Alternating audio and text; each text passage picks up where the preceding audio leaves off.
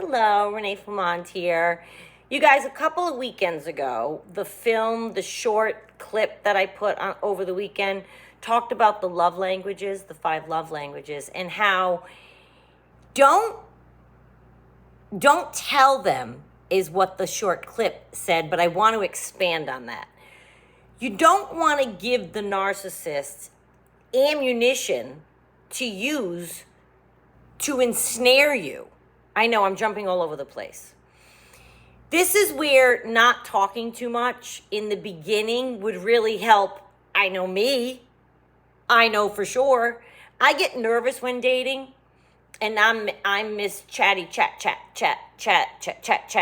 just chatting away. I am. It's ridiculous, and I can hear myself doing it, and I'm hoping I stop myself in the future. We've talked a lot about this, not giving away so much information when you're first dating. Okay, fine. I use love languages as an example, and I'll get back to it in a second in the short clip. But I would always answer with like the whole answer rather than an abridged version whenever anybody asks me anything. We should reserve the lengthy answers to anything, really, until we know them better. First of all, it could shorten the conversation. And second of all, how well do you know this person that you want them to know every single intricate detail? Well, that's how you get close. I think you should get to know the person before you reveal a lot. I hope I got better, but I don't know. I'm still doing it. I heard myself do it the other day in a social situation. I was like, Renee, just answer 30-second commercial. My God. The danger if you're encountering a narcissist and you're doing it, chatty chat, is they're taking notes on every single thing that you say. I know I make them sound like so horrible, but I'm just telling you guys, they're taking notes. Okay?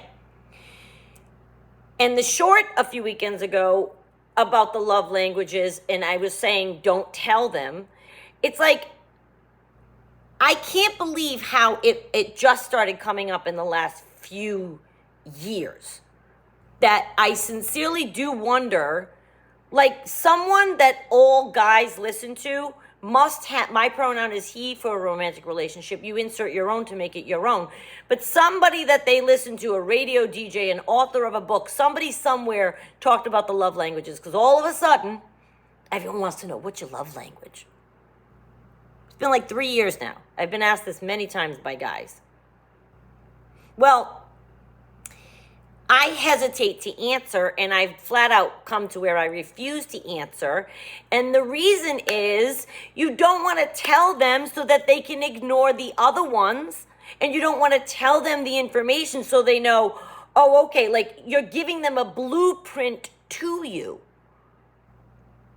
And you know, I want to say, are you Joe a king that you think I'm going to tell you the 2 out of the 5 love languages? Let's use those as an example for this video. They're gifts, physical touch, acts of service, quality time, and words of affirmation. I think I might have said words of affection on my short. But anyway, you want me to tell you it's gifts and physical touch? Why? So you don't have to ever do anything for me, and you don't have to spend time with me, and you don't have to give me any words. You could just buy me gifts and physically touch me, and then that's it? Or now you know how to love bomb me. You're telling them how to love bomb you. And I wanted to further expand from the short because an audience member mentioned under the short about this very thing, that it's giving them information of how to love bomb you successfully. There's not enough time to expand on the shorts. But I'm so glad that they brought that up because it's exactly what I'm trying to say in the clip. Don't give them the information they need. They're collecting enough from you. They're collecting enough from you that they can love bomb you. Now we're going to tell them I bet, what is it, a guy that wrote about the 5 love languages? Maybe that's why they did it. So that they only need to know which ones are your love languages. You know, I used to flat out explain, I can just picture, I can hear myself. Right out to a guy. I think right away I'd be thinking that was a good topic of conversation to tell the guy exactly the kind of guy I'd been looking for. I'm positive because I can hear my chatty self in my brain saying it right now. Going on and on about Cinderella and what I've been looking for and what didn't work out. And the information I had to be giving them, I gave them a roadmap. If you give them a roadmap, they're going to follow it. Oh, so this will make her really happy.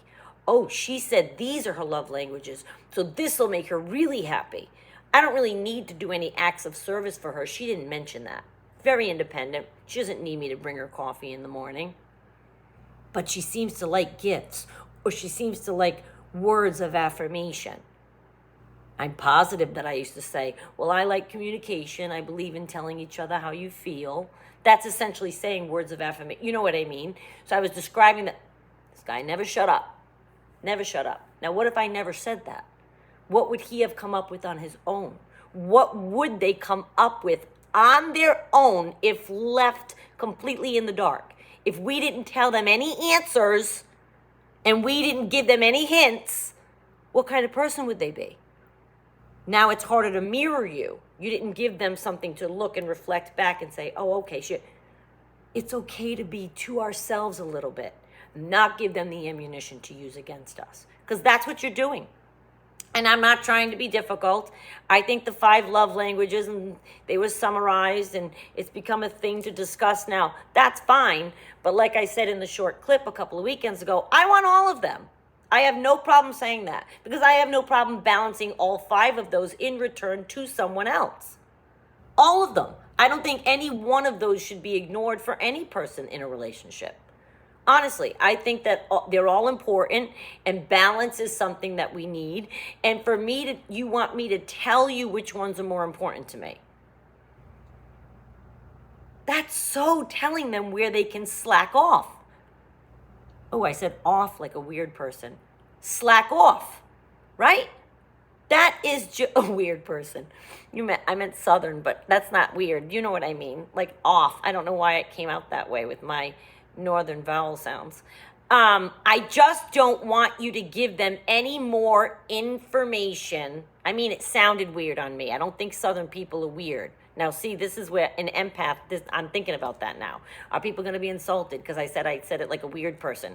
I said it sounded weird on me is what I meant. It came out like it wasn't my voice. Okay, fine, Renee, now let it go. But I really worry about people because I don't want you to give away the store in terms of information about yourself. Which of the 5? Well, actually, I believe there could be a balance of all 5. I think they're all important in demonstrating how you feel for someone. I'd be curious to see how you express yourself. Maybe say that.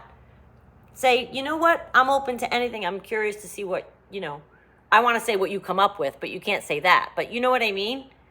Let them have a mystery about you. Let them take the time to ask you questions, get to know you, figure you out. There was a day where courtships were meant for that reason. You were getting to know each other, right? Figuring each other out, what you like, what I don't like. You want me to just give you a list and tell you what I like? Okay, you want it in email form? You want me to just write an essay? Roadmap to my heart, blueprint of my life? I'm telling you guys, I can hear myself right now. I used to do this. I really used to do this. Specifically the love languages thing I've noticed the last few years. And somebody just asked me again. That's why I thought about making that short, and then I wanted to expand on it because I wanted to make sure I brought the point home that you don't want to give them the information any more than you need to give them, because they will use that in love bombing to ensnare you. Of course they will. They'll use anything you give them. You tell them a story about your ex-boyfriend, what you didn't like that he did, what you did like that he did. Well, he's going to do what you said you liked, and he's going to stop and try not to do what you said you didn't like. Until, of course, devalue comes. Now you've given them all the information of exactly how to devalue you. It crushed you when your ex cheated on you. Well, if you're dating a narcissist with this disorder, when they get to devalue, they know exactly how to crush you. You just told them. You might say, well, anyone would be crushed by being cheated on. Not necessarily. Everyone has a different thing that their ex has done to them. It might not have been that. It might have been stealing a family member right out from under them and making them be their friend instead of you. That might have hurt them, the victim. It might have been something different than cheating. You know what I mean? But if you tell them exactly what happened, now they know exactly how to crush you. I know I sound so bitter. And I'm not trying to. I'm really not. I'm really not, you guys, but I want you aware and awake. Oh, and you guys all pointed out to me a couple of weeks ago, it was video 600. Video 600. This one right now that I'm filming is video 604. So I'm like a little behind. I had already filmed out, so I couldn't say it, but I didn't even realize when I was filming it. But 600 videos we've been talking about this, you guys. And I thank you so much. I got some nice comments about it. And I appreciate all of you that have been with me for all this time. We have the best audience ever. I love our interactions. And I really do want you aware and awake to this. These love languages sneak in like they're trying to be all evolved and woke. Well, however they learned it in the last few years, don't think of something to say. Don't answer them. I'm just saying. Thank you for watching, you guys.